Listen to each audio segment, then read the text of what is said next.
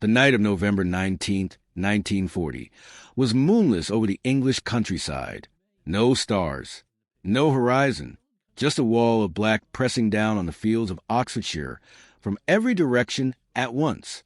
Flight Lieutenant John Cunningham sat in the cockpit of his Bristol Beaufighter and could not see his own hand in front of his face.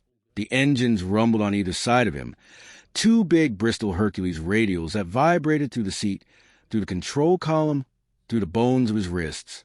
The instruments glowed faintly green on the panel. Outside the plexiglass, there was nothing, nothing at all.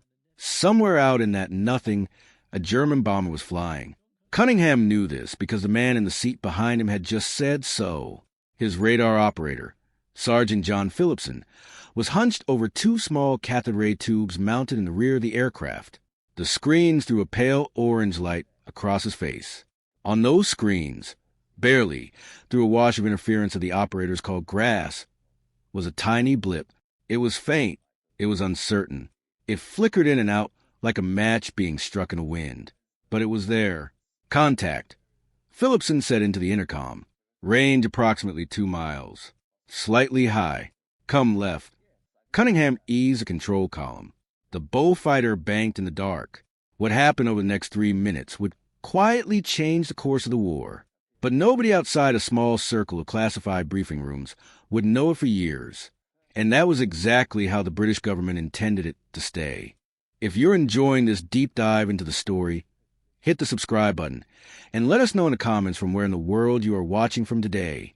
The Blitz had been grinding London and the cities of England into rubble for more than 2 months by the time Cunningham lifted off that November evening.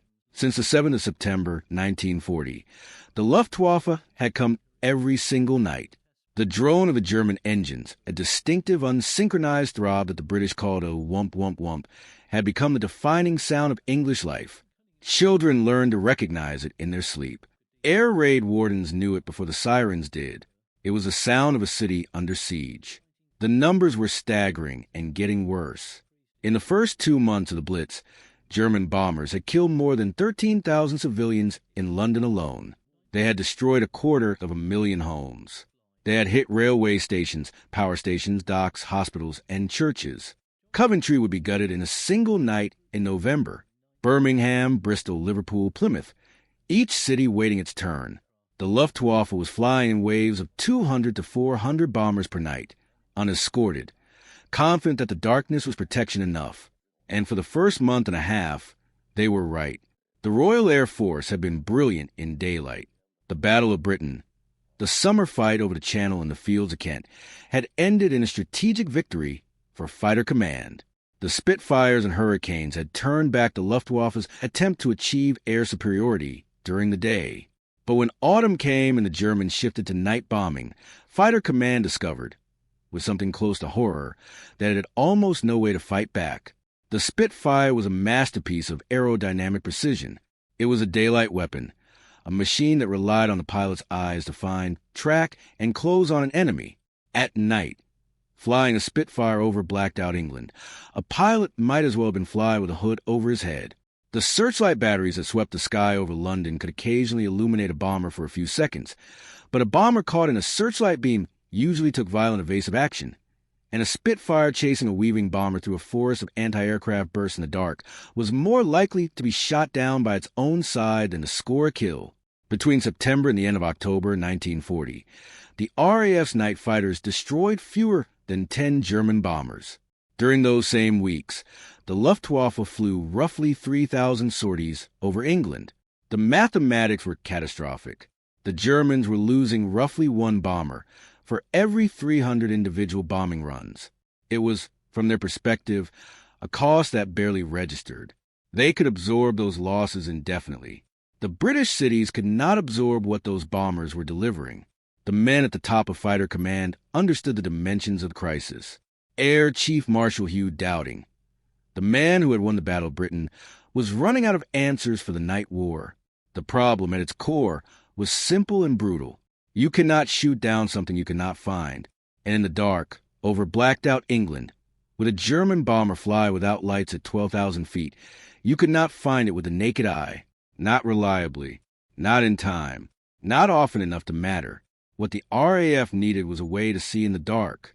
What they had, sitting in crates in a maintenance hangar at a radar research establishment, was a device that looked like it had been built in a university laboratory during a budget cut. It was ungainly. It was unreliable. It required a trained operator who had spent months learning to read its primitive displays.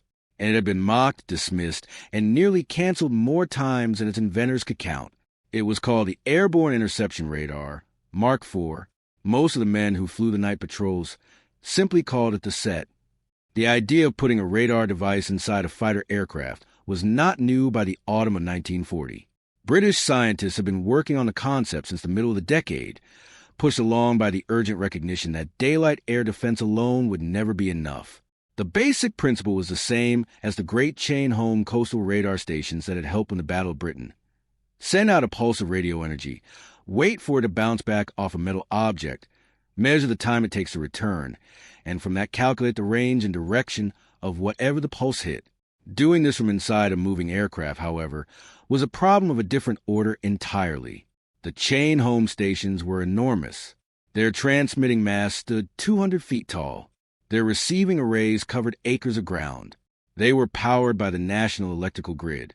The engineers who tried to miniaturize that technology into something small enough to fit into the nose of a fighter aircraft in the late 1930s were working at the absolute edge of what electronics could do at the time. The vacuum tubes that formed the heart of any radar set were fragile, hot, and power-hungry. The antennas needed to be precisely calibrated. The cathode ray tubes that displayed the radar returns required hours of training to read correctly. The early prototypes were, by any honest assessment, barely functional. They rattled loose in the vibration of an aircraft engine. They burned out under the cold and the altitude. They produced screens so full of interference, so choked with ground return, the radar echo of the earth below, that the operators could rarely distinguish a genuine target from a noise. There was a hard physical limit baked into the technology. The closer you got to ground, the worse the interference became. It meant the set had a minimum effective range of around 400 feet. It meant that if the radar guided you to within 400 feet of a target, you were on your own. The screen went blind. You had to see the aircraft with your eyes. In the dark, the Fighter Interception Unit, a small group of scientists and test pilots working at RAF Tangmere in Sussex, had been developing tactics and training procedures for AI-equipped aircraft since the spring of 1940. Their progress had been steady but painful. The first dedicated night fighter aircraft to carry the radar was the Bristol Blenheim, a light bomber that had been converted into an improvised fighter by the simple addition of a gun pack. The Blenheim was slow, poorly armed, and structurally limited. Even when the radar worked perfectly and guided the crew onto a German bomber, the Blenheim sometimes could not catch it. The Heinkel He-111, the workhorse of the Blitz, had a cruising speed that the Blenheim could barely match. Then, in September of 1940, the Bristol Beaufighter arrived. The Beaufighter had not been designed as a night fighter. It had been designed as a heavy long-range fighter, built around two of Bristol's own powerful sleeve-valve Hercules engines. It was large, nearly 40 feet long, with a wingspan of 57 feet. It was heavy. It did not climb especially fast, and it did not turn like a single-engine fighter. But it had two critical virtues that no other available British aircraft could match. The first was speed. The Beaufighter could cruise comfortably at 300 miles per hour and had a top speed of over 320. This meant it could not only catch a German bomber, but close on one rapidly, giving the radar operator less time to work, but giving the crew a real tactical edge once contact was established. The second was firepower. The Beaufighter carried 4 20mm Hispano cannon, mounted in the lower fuselage, and 6 Browning machine guns in the wings. It was, at the time it entered service, the most heavily armed fighter aircraft in the world. A single burst from those cannon could cut a German medium bomber in half. The third virtue, less planned, more fortuitous, was the size of its fuselage. The Beaufighter had been built wide and spacious by fighter standards, and this meant that the ungainly equipment boxes, the antenna rays, and the twin cathode ray tube displays of the AI Mark IV radar could actually be crammed into the aircraft's nose and rear fuselage without requiring the kind of drastic structural modification that had plagued the Blenheim installation. But there was still the fundamental problem of the radar itself. The AI Mark IV operated on a frequency of approximately 193 megahertz, with a wavelength of 1.5 meters.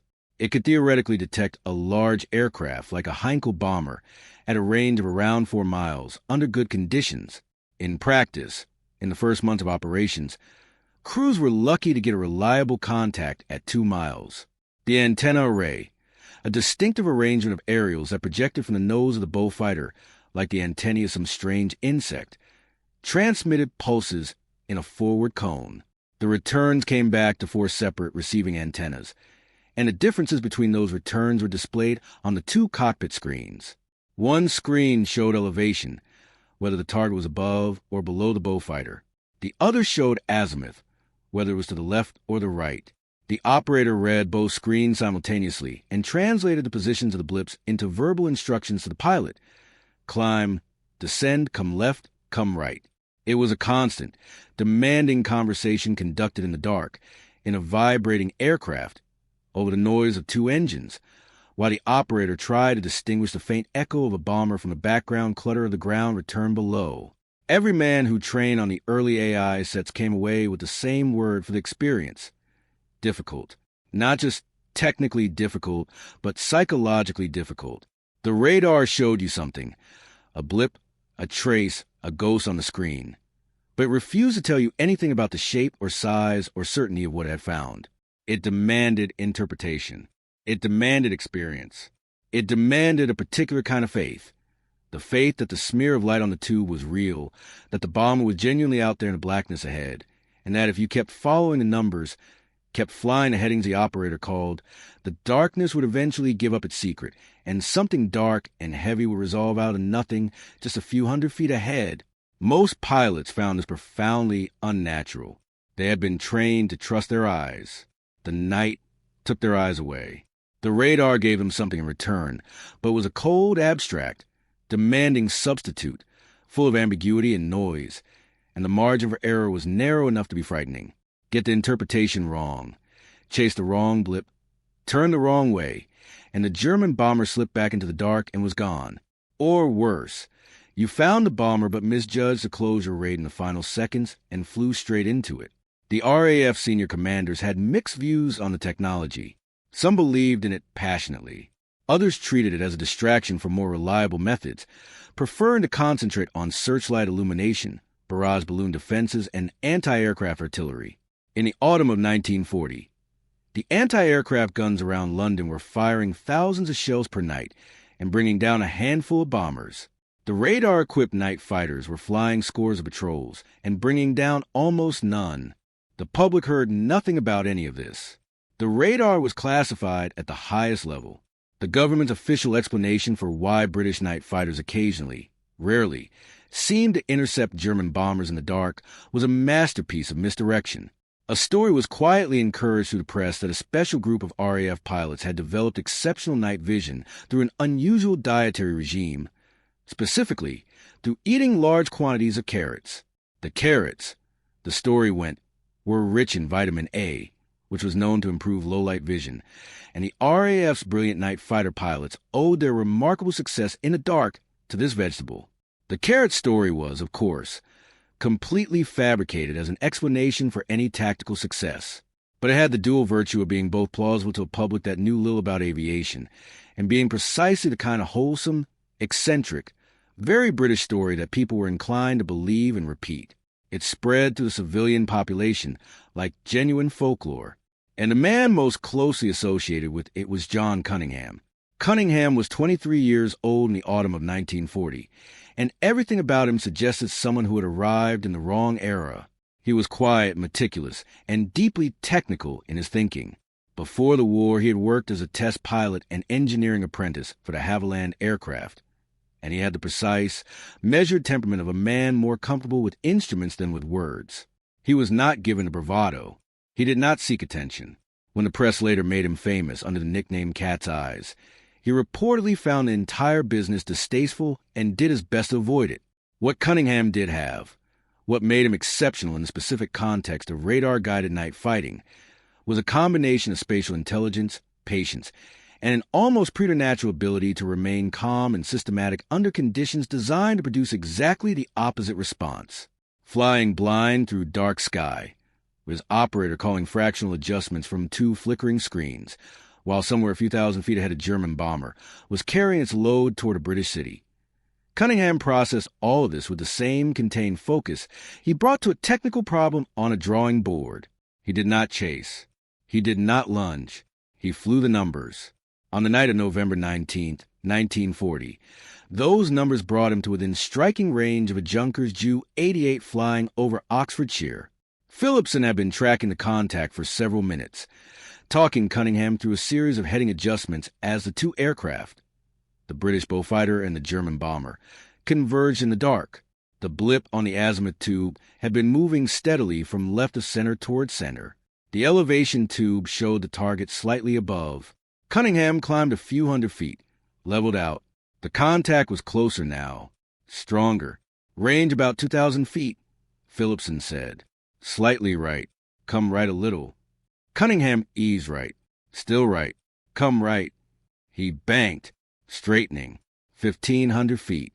And then at the very edge of the range where the radar became unreliable, where the ground return was beginning to wash up and obscure the returns, at perhaps 1,200 feet, Cunningham looked forward to the windscreen into the dark and saw it. Not a blip on a screen. A shape, a dark mass against a slightly less dark sky. The twin vertical stabilizers of Junkers Ju-88. The twin exhausts of its engines glowing faintly orange in the cold night air. The bomber had no idea the Beaufighter was behind it. Cunningham steadied the aircraft, aligned the gun sight, and pressed the trigger. The 4 cannon fired together. The muzzle flash was blinding. The Ju-88 shuddered under the impact of the cannon rounds, its starboard engine erupting in flame. It rolled away and fell, trailing fire, until it hit the ground in Oxfordshire in a ball of light. The world's first successful airborne radar interception kill was over. In the debriefing room afterward, Cunningham described the contact, the approach, the firing pass, all of it methodical, factual, measured. He did not use the word invisible. He did not claim to have seen the bomber with miraculous night vision. He simply described what the radar had shown him and what he had done with it. The intelligence officers noted the kill. They noted the method. They classified the report. And then in the morning newspapers, there was a small item. A British night fighter pilot, famous for eating carrots, had shot down another enemy raider in the dark. The German High Command read those newspapers too. They found no reason to worry. That was the most consequential misreading of the early war. Excellent. I have everything I need. Writing part 2 now. The winter of 1941 arrived cold and grimy over southern England, and with it came a slow, quiet, and largely invisible transformation in the night sky above the country. The German bomber crews did not notice it at first. Why would they? Their operational experience over the preceding 4 months had given them every reason for confidence. Flying at night over England felt, to many of them, like flying over a lake at night, dark, featureless, and essentially safe. The British fighter threat after dark had been, by any objective measure, negligible. The loss rate for Luftwaffe bombers during the Blitz was running at roughly 1.5% per sortie. That number sounds small, and for the men absorbing on the German side, it felt small. You could fly 100 missions into England at night, and the mathematics said you would almost certainly survive all of them. The searchlights were more irritating than dangerous. The anti-aircraft guns fired thousands of shells per night and brought down a handful of bombers, most of those through luck as much as aim. The night fighters, the improvised Blenheims, and the early Hurricanes pressed into dark service were largely impotent. You might see a tracer stream once in many weeks of flying, and it would be gone before you had time to react. The result was a cultural assumption that had hardened, by early 1941, into something close to institutional certainty on the German side. The night was their friend. England at night was an undefended sky. This assumption shaped everything. It shaped the Heinkel crew's behavior on the long flights across the Channel. The casual navigation checks, the confidence with which they descended to bombing altitude over the blacked-out cities below. It shaped the Luftwaffe planning staff's conviction that the campaign could continue indefinitely, bleeding British industry and civilian morale without paying an unbearable price. It shaped the way the German aircrews spoke about the night raids when they were back at their bases in France and the Low Countries, matter-of-factly, almost as routine work, the way a lorry driver might talk about a familiar road. They had no way of knowing that in a cramped radar laboratory at the Fighter Interception Unit, and in the cockpits of a small number of radar-equipped Bristol Beaufighters, the people who would destroy that assumption were quietly learning their trade. The system that John Cunningham and Jimmy Rawnsley, his radar operator from the spring of 1941 onward, came to master was not one technology, but three, working in combination. Understanding why it eventually worked, and why it had failed for so long before it worked, requires understanding how those three parts fit together. The first layer was the chain-home coastal radar network, the same system that had helped Fighter Command win the Battle of Britain. These great masts along the English coastline could detect approaching aircraft at ranges of up to 100 miles and pass that information to the filter rooms at Fighter Command headquarters. But Chain Home had a critical limitation for night fighting. It was a long-range early warning system. It could tell you that bombers were coming, and roughly where they were. It could not tell you precisely enough to put a single night fighter within striking distance of a single bomber in the dark. It narrowed the sky down from all of England to a county. It was not enough.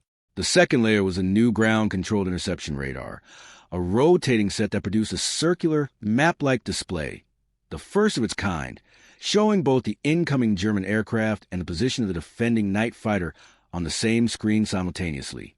The first GCI station became operational on the 1st of January, 1941, at RAF Sopley in Hampshire. The operators sitting at those screens could watch a German bomber blip and a Beaufighter blip converging in real time. They could talk directly to the night fighter crew by radio, steering them through a sequence of heading changes. Come starboard 10 degrees. Target is slightly above. Range 12 miles. Come port 5. Target now at 9 miles. Until the Beaufighter was close enough to hand off to the third layer. The third layer was the AI Mark IV onboard radar. The primitive flickering, demanding set in the back of the Beaufighter that Cunningham's operator worked in the dark with gloved hands and burning eyes. The three systems worked like a relay race. Chain Home passed the baton to GCI, which passed it to the airborne radar, which passed it to the pilot's eyes in those final critical, terrifying seconds when the screen went blind, and the only thing between success and failure was a man's ability to see in the dark. But there was a gap in the chain. The handoff from GCI to the AI set required the ground controller to place the Beaufighter within roughly 2 miles of the target, close enough for the airborne radar to acquire contact reliably. In the early months of 1941, the GCI network was thin, and its operators were new to the work. The Beaufighter crews were new to their aircraft and to the specific demands of dark sky interception. The radar operators were still learning the peculiar language of their cathode ray tubes, still developing the instinct for distinguishing a real contact from interference, still building the confidence to say, that blip is a Heinkel, without the creeping doubt that it might be a patch of ground return or a ghost caused by a passing cloud. Progress was measured in weeks, not in single nights. In January 1941, the night fighters destroyed 4 German bombers. In February, 6. In March, 22. In April, the figure leapt to 48. Each number represented a Beaufighter crew doing something that seemed almost impossible 5 months earlier, finding a single aircraft in the night sky over England, closing on it without being seen, and killing it with a burst of cannon fire before the crew knew they were being hunted. Cunningham and Rawnsley became the exemplars of the method. The key to their success was not bravery in the conventional sense, though there was no shortage of that. It was precision. It was a controlled patience of crew that had developed an almost wordless understanding of how to work the system, how to read the radar, how to fly the final approach. Rawnsley would later describe the closing phase of an interception as existing in a kind of compressed time, a bubble of intense focus where everything outside the radar screen and the intercom ceased to exist. He would talk his pilot in with the same measured cadence regardless of what was happening outside the aircraft. Calm, exact, without drama. And in that final narrow window, when the radar went blind and the target was somewhere ahead in the darkness at a few hundred feet, Cunningham flew by the feel of his aircraft and the position of the horizon, and whatever fraction of the visible world the moonlight or the city's glow below provided.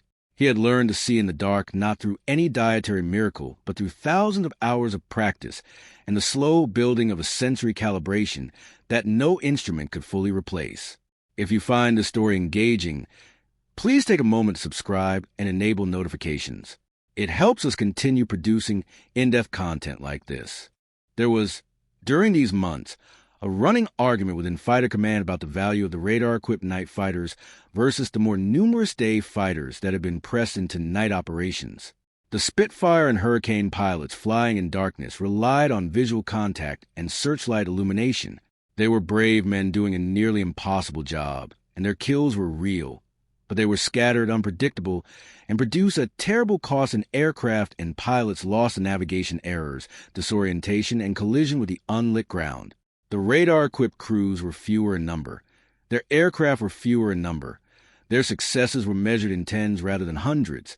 But the quality of their method was different in kind. They were building a system that scaled. Every kill they scored added to their knowledge. Every interception, successful or not, refined the procedures. The GCI controllers got better. The radar operators got better. The handoffs got cleaner. The gap between contact and kill shrank week by week. The German bomber crews, meanwhile, were flying the same routes at the same altitudes with the same confidence. The darkness that had protected them since September had never failed them badly enough to change their behavior. A crew lost here. A crew lost there. These were absorbed into the statistical noise of a campaign that was still, by any measure, achieving its destructive goals. The cities were still burning. The factories were still being hit. The losses were still acceptable. None of the German aircrew, navigating by the glow of the Thames or the invisible radio beams of the Knickerbein guidance system, had any reason to believe that somewhere a few miles behind them, a man in a cramped fuselage was watching a tiny blip on a flickering orange screen and steering a heavily armed bullfighter onto an intercept course.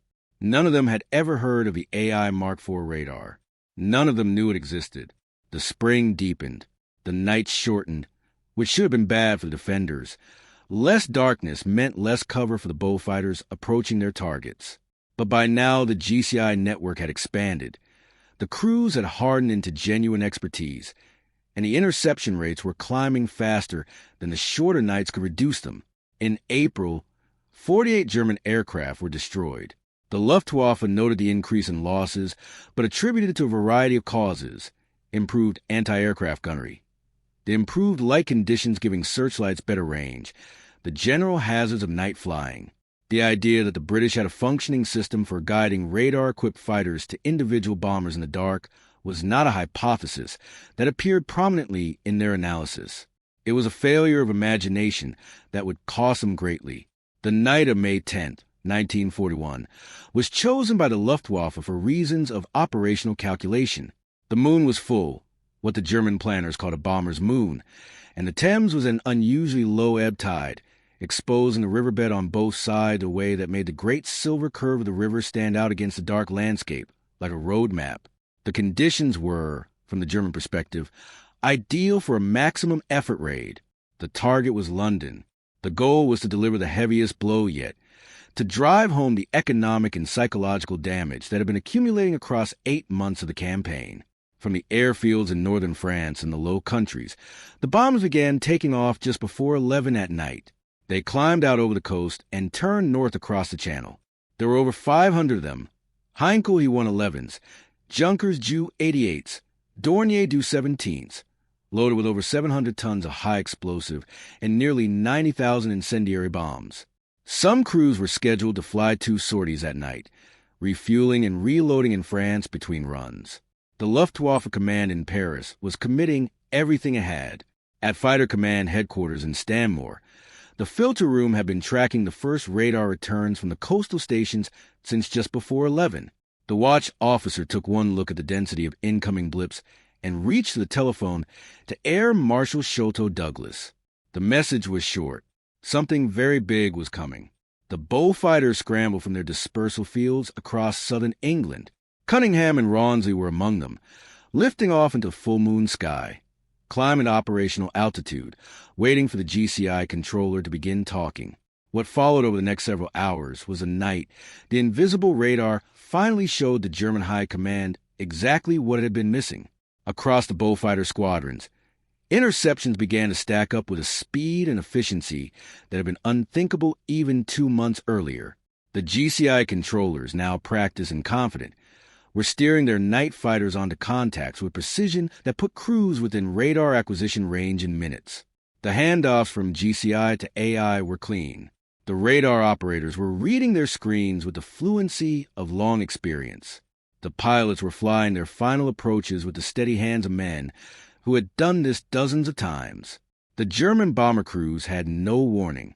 The first sign for most of them was a sound, a sudden increase in engine noise from behind, unfamiliar in pitch and rhythm, resolving the span of a heartbeat into the recognition that something was very close, very fast. And then the cannon rounds hit. A burst from a Beaufighter's 420mm cannon, arriving at close range into the wing root or fuselage of a Heinkel U-111, was not survivable in any practical sense. The 20mm shell was designed to detonate on impact with metal, and at the distances Cunningham and his counterparts in other crews were firing, often within 200 feet, sometimes closer, the cone of fragments was concentrated and lethal. Fuel tanks ruptured and ignited. Structural members failed. Aircraft that had been flying level and confident 30 seconds earlier broke apart in the air or went into uncontrolled spirals from which their crews had no time to escape. Over the burning city below, the Luftwaffe was delivering its most concentrated attack of the entire Blitz. Over 1,400 civilians would die that night. The Houses of Parliament were struck. Westminster Abbey was hit. The British Museum was damaged. A third of London streets would be blocked by debris by morning. And simultaneously, in the dark sky above all of it, the Beaufighters were cutting the German formation to pieces in a way the bombers never saw coming. By the time the last Luftwaffe aircraft turned south for France in the early hours of May 11th, 24 German bombers had been confirmed destroyed by night fighters during that single night's battle, with 14 of those kills attributed directly to radar-equipped Beaufighters. It was the heaviest single night loss the Luftwaffe had suffered to night defenses during the entire Blitz. And unlike the losses to anti-aircraft fire, which the German crews heard and saw and could at least understand, the losses to the invisible radar fighters produced a specific, unresolvable terror among the surviving crews. Bombers were simply disappearing. There was no muzzle flash spotted approaching from behind, no warning tracer, no enemy aircraft seen at any point. Aircraft were there, and then they were fire, and nobody on the ground in France could explain why.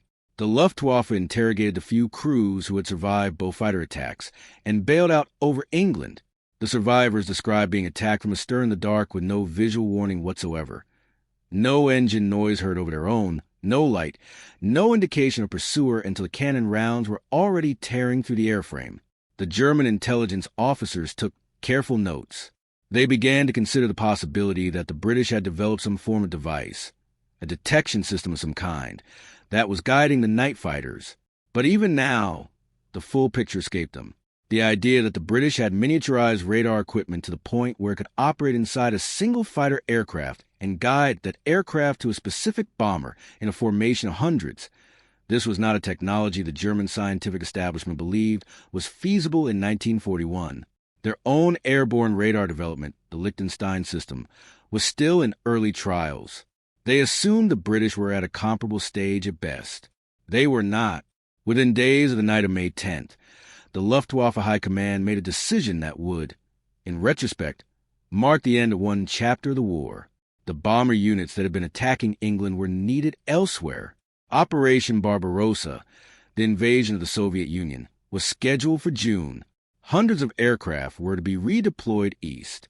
The night bombing campaign against Britain would be wound down. The official reasoning was strategic redeployment. The Blitz was being suspended because the Luftwaffe had other priorities, not because the night defenses had broken its will. But the men who had been flying those night missions told a different story in their mess halls and briefing rooms. The story they told was that something had changed over England.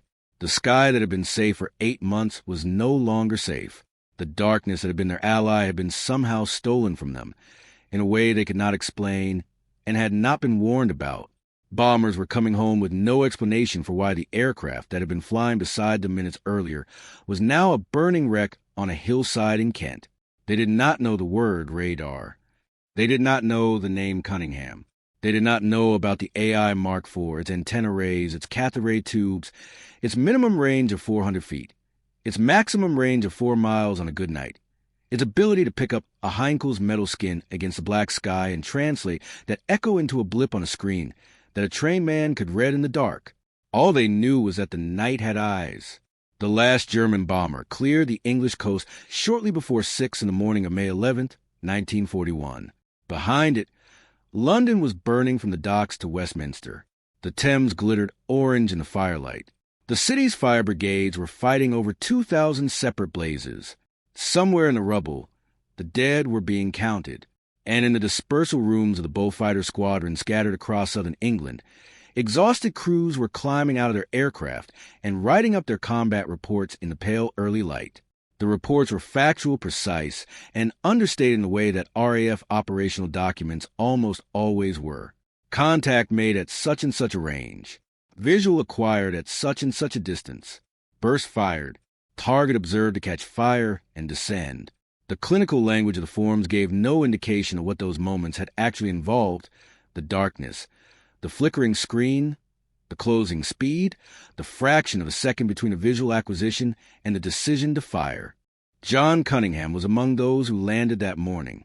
His total of night kills was continuing to climb toward the 14 he would amass by the end of the Blitz.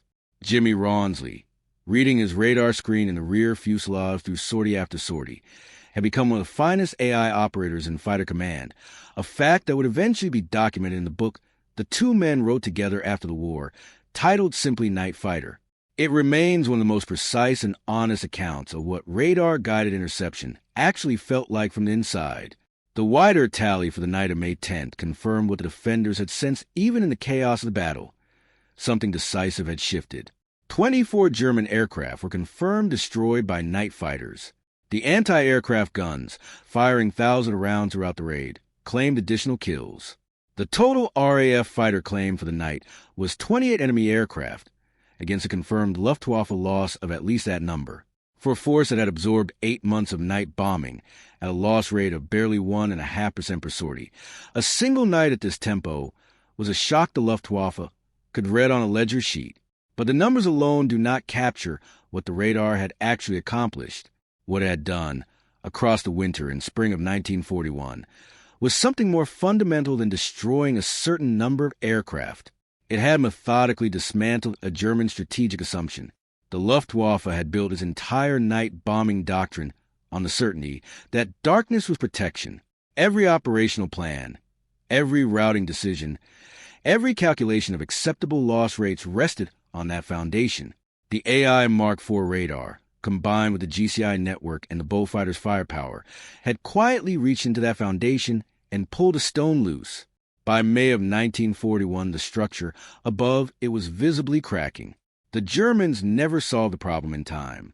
Their own Liechtenstein airborne radar, the device that would eventually give their night fighters a comparable capability when turned against the RAF's bomber offensive over Germany, was still months away from operational deployment when the Blitz ended.